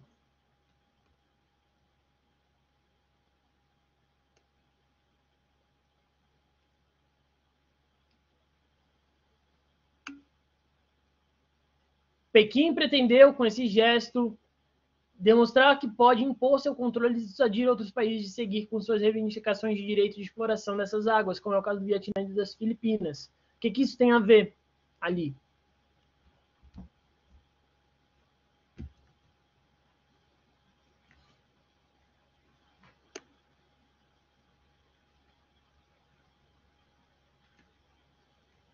Dinamização da atividade comercial quis dizer que ele está alterando a atividade comercial, está colocando em vários setores diferentes. Monopólio das inovações tecnológicas extrativistas. Será que a China tem um monopólio das inovações de extrativista, de extração de petróleo no mundo?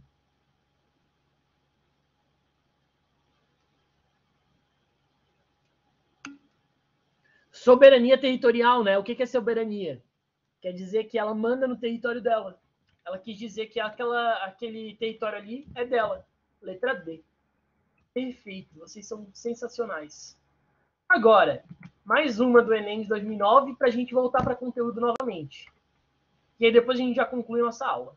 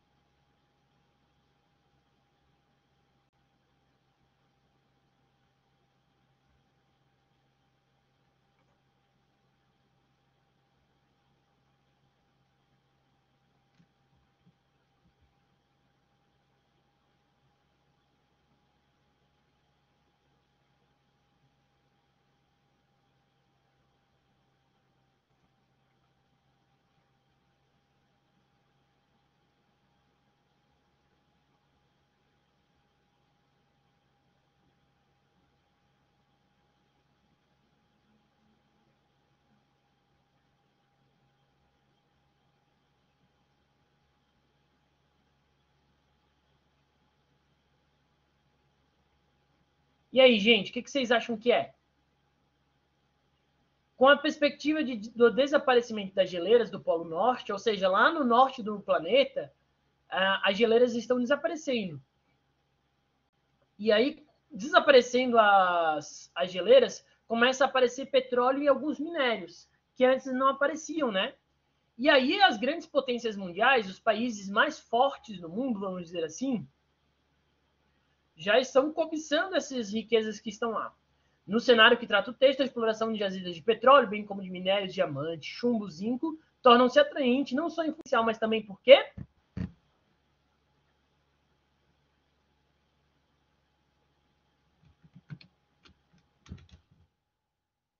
Mas uma zona geopolítica mais estável que o Oriente Médio. O Oriente Médio é extremamente violento. Vocês devem estar trabalhando, ou se vocês não trabalharam, vocês devem trabalhar no ensino no nono ano, o conteúdo de Ásia. O professor de geografia de vocês deve ter trabalhado Ásia, não? Vocês devem ter visto Ásia agora. Vocês devem ter visto os tigres asiáticos. Os países estão... Cazaquistão, Turcomenistão,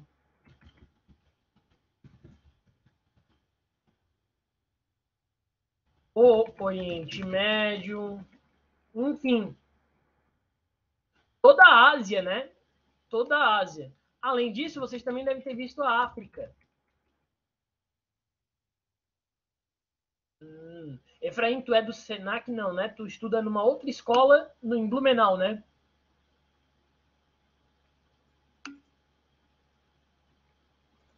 Beleza, uma outra escola de Blumenau. Pelo norte do Oriente Médio, não, Amabile. O Oriente Médio fica no centro do planeta, ali perto da Ásia mesmo. Na Ásia, né? Fica na Ásia, próxima à África. Ali ele está falando que o Polo Norte vai ser menos barulhento, menos briguento, porque no Oriente Médio tem muita briga, muita porrada e bomba. Muita loucuragem, muita guerra.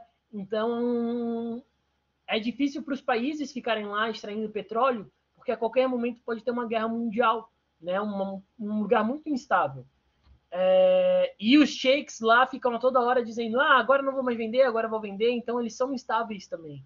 E no Polo Norte já cobiça, porque aí não precisaria enfrentar essa problemática, né? Os países, por isso que os países já ficaram um pouco mais ouriçados quando viram essa ideia, né? Quando passou pela cabeça de que lá poderia ter isso. Beleza? Galera, depois do petróleo, até agora a gente falou só do petróleo, mas além do petróleo, né, o petróleo é um tipo de combustível, é uma fonte de energia, e que caiu muito no Enem, por isso eu trouxe bastante conteúdo aqui para vocês, que vocês estão entrando no ensino médio, vão ver esse conteúdo no segundo ano. Trouxe aqui o carvão mineral, que é um combustível fóssil.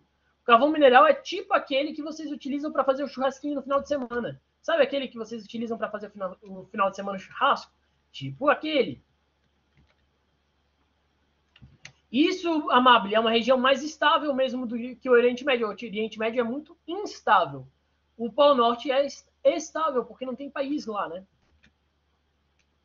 Onde é que a gente pega o nosso carvão no Brasil? Só tem reserva de carvão nesses estados aqui, ó. São Paulo, Paraná, Santa Catarina e Rio Grande do Sul. Beleza? São Paulo, Paraná, Santa Catarina e Rio Grande do Sul. Somente esses estados. Rio Grande do Sul tem 90% quase do carvão mineral do Brasil. Santa Catarina, 10,41%. Paraná e São Paulo, menos de 1%. Beleza? Então é bem pouquinho. O que não explica a baixa produtividade do carvão no Brasil? Vê se vocês lembram desse conteúdo.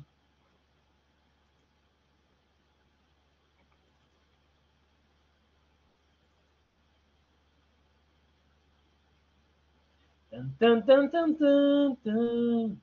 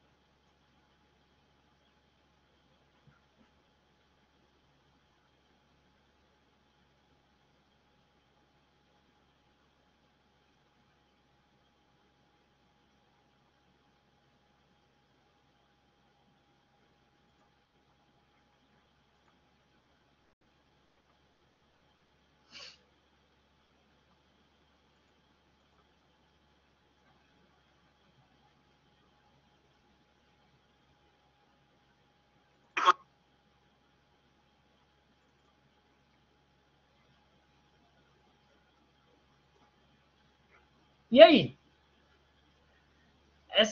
Essa tem uma questão um pouquinho mais difícil, porque talvez vocês não estudaram esse conteúdo de carvão. Eu acho que vocês já tiveram. Eu acho que vocês tiveram no 7º ano.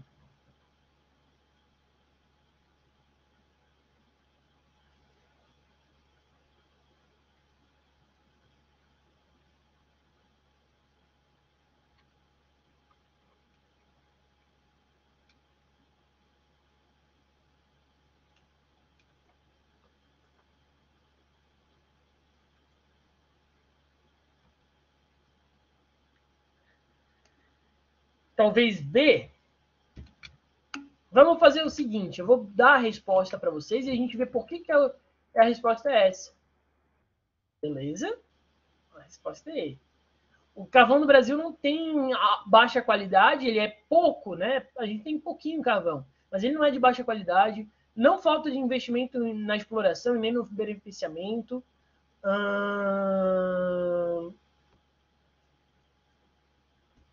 Calma, gente. Calma aí.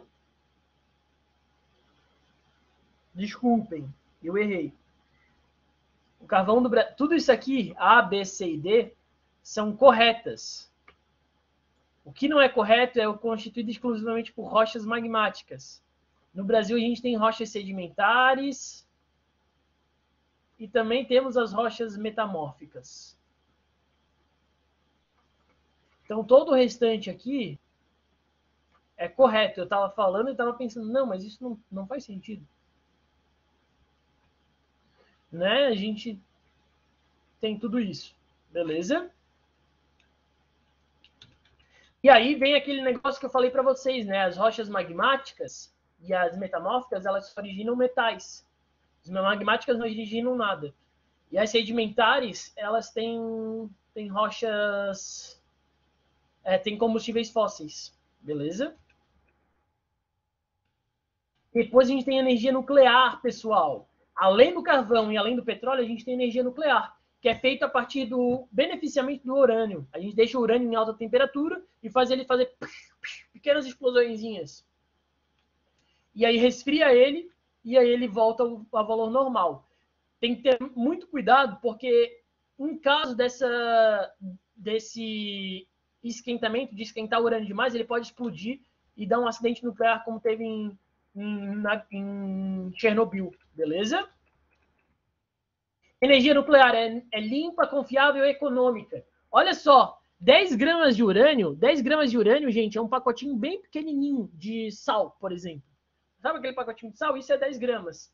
É igual a 700 litros de petróleo ou 1.200 quilos de carvão mineral, que ocupam muito mais espaço.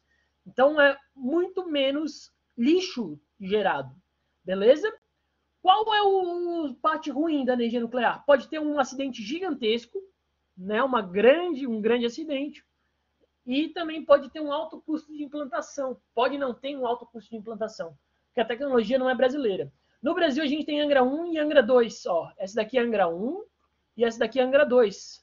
Angra 1 é um silo, praticamente, ó, onde fica o urânio ali dentro. E aqui, Angra 2 é uma redoma. E a gente ainda está construindo Angra 3, ó, lá em Angra dos Reis, com 65% da obra concluída. Beleza? Além do petróleo, do carvão e da usina nuclear, a gente tem as hidrelétricas, que produzem através do giro aqui, ó, de um gerador, de uma turbina, que entra aqui e joga essa água fora. É uma barragem que a gente constrói para impedir o fluxo da água, concentra a água ali e faz ela passar por um túnelzinho. Nesse túnelzinho, ela passa por uma turbina, gira a turbina e produz energia. Beleza? Energia renovável e limpa, não emite dióxido de carbono, uma fonte barata de eletricidade, controla rios de possíveis enchentes, facilita a agricultura irrigada e forma áreas de lazer e turismo. A gente perde alguma área, né? Tem a produção de metano e mudança no clima local. Beleza? O Brasil é o terceiro país com maior potencial hidrelétrico do mundo. Potencial. Olha só a palavra, potencial. Não é a maior produção, é a maior potencial. Ou seja, a gente pode produzir. Não quer dizer que a gente produza. É o pode, potencial. Todos nós temos potenciais para sermos pessoas de sucesso na nossa vida. Nós podemos ser. Temos esse potencial. E o Brasil tem potencial para ser o maior explorador de hidrelétricas do mundo. Pode, não quer dizer que é. Beleza?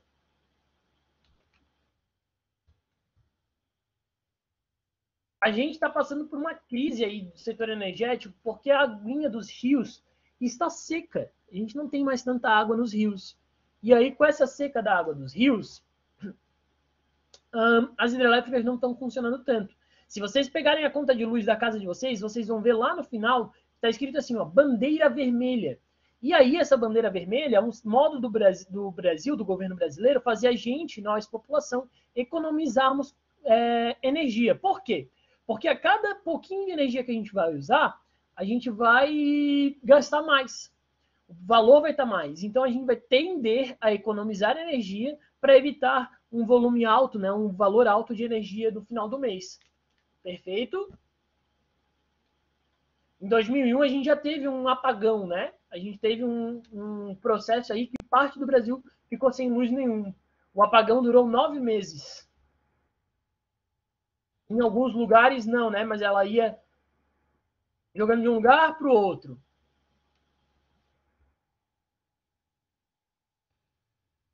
Usina de Belo Monte, no Rio Xingu. A construção da usina dividiu opiniões. Quando foram construir essa usina, olha só o que teve que fazer. Alagar uma área gigantesca. Essa área aqui, ó, gente, por exemplo, ela ficou toda alagada. Essa que eu estou circulando de vermelho. Está mostrado aqui. Para construir a barragem, ó. A barragem está aqui, ó. Ali está a barragem. Tá vendo?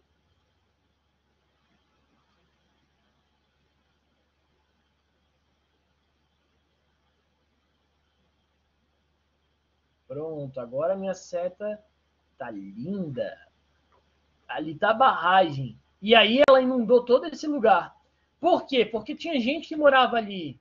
Tinham pessoas que moravam ali e as pessoas tiveram que sair daquele lugar. E aí houve uma grande divergência de opiniões. Também pelas florestas, né, pela mata que seria derrubada com a instalação dessa usina hidrelétrica. Beleza?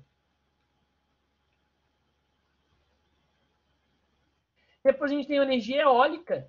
Já quase no finalzinho da nossa aula, a gente tem a energia eólica. É uma fonte renovável e gratuita. Tem vento em toda parte, né? Todo lugar tem vento, e tem vento forte. Alguns lugares têm um vento mais forte que outros, por isso que a gente coloca essas energias eólicas bem instaladas em lugares bem específicos do nosso território. Menor dependência dos combustíveis fósseis, geração de emprego e renda. Em contrapartida, irregularidade do vento e consequente produção, ou seja, no momento que o vento está mais forte vai produzir mais, e no momento que está mais fraco vai produzir menos. Afeta o movimento migratório de aves que passam por ali, mas enfim, é uma energia bem boa de se produzir. O Brasil possui um número considerável de parques eólicos, sobretudo no Nordeste, por ter uma condição de vento muito mais favorável. E, por último, a energia solar. Algumas pessoas têm em casa esse tipo de energia. São tábuas, são pallets que tu coloca assim no topo da tua casa, o sol bate e ali gera energia para ti. Beleza? Tu faz energia a partir do sol. O custo é muito alto, ainda depende da rede elétrica, mas é uma fonte limpa e renovável e reduz muito na conta de luz. Beleza? O uso de energia no Brasil, solar, né, corresponde somente a 1,7% de toda a matriz energética. Maior parte disso são residências, ó, pessoas que quiseram botar na sua residência para economizar na conta de luz. Tranquilo? Temos o biodiesel também, que é renovável, biodegradável, menos poluente. Ele é produzido a partir de óleo vegetal e gordura animal. É mais caro que o diesel e poucos lugares de abastecimento, poucos lugares produzem. Beleza? A gente produz biodiesel com óleo de girassol, de soja, canola, mamona, milho e algodão. A gente tem diversos modos de produzir.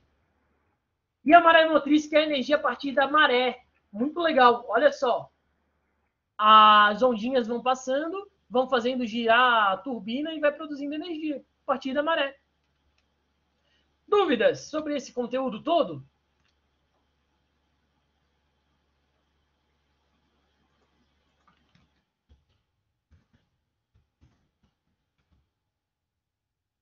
Dúvidas, dúvidas, dúvidas, dúvidas, dúvidas, dúvidas. Dúvidas, dúvidas, dúvidas, dúvidas, dúvidas. Dúvidas, dúvidas. Nada de dúvida?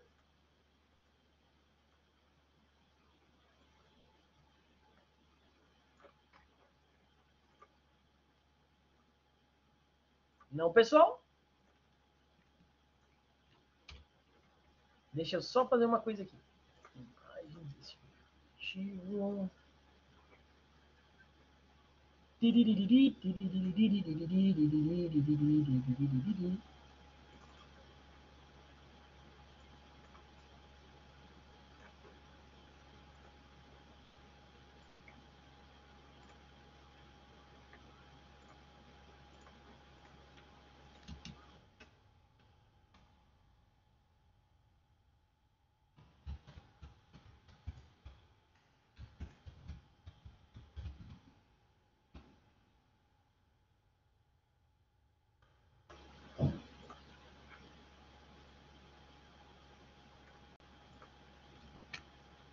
Nada de dúvida, então? Deixa eu voltar aqui, tranquilo. Beleza. Gente, se não tem nada de dúvida, minha missão está cumprida e vocês foram sensacionais. Eu adorei estar essa tarde inteirinha aqui com vocês, junto de vocês. Foi muito bom mesmo. Olha o Geografy. Agradeço de coração a presença de vossas excelências. Espero que vocês também tenham gostado. Avaliem aí, gente. Coloquem aí se vocês gostaram, se não gostaram, o que eu poderia melhorar na minha aula. Eu, particularmente, adorei vocês. Vocês responderam tudo muito bem respondido. Foram super participativos. Gostei muito da nossa aula. E, gente, Michele, concluímos por aqui, né, Michele? Isso aí, professor. Obrigada. Foi uma aula bem bacana. O pessoal também participou bastante, né? Como sempre, já vem. Até falei com o professor, olha, eles são bem participativos. Pode colocar bastante interação com eles, que eles participam sempre. Então, obrigada, pessoal. Até semana que vem. A gente vai ter mais uma aula, né? Acho que está sendo bem bacana esses nossos encontros. E a gente vai se vendo por aí, tá? Um bom restinho de dia para vocês, um bom final de semana e até semana que vem. Obrigada, professor Gabriel. Eu que agradeço. Tchau, pessoal! Tchau, tchau, pessoal.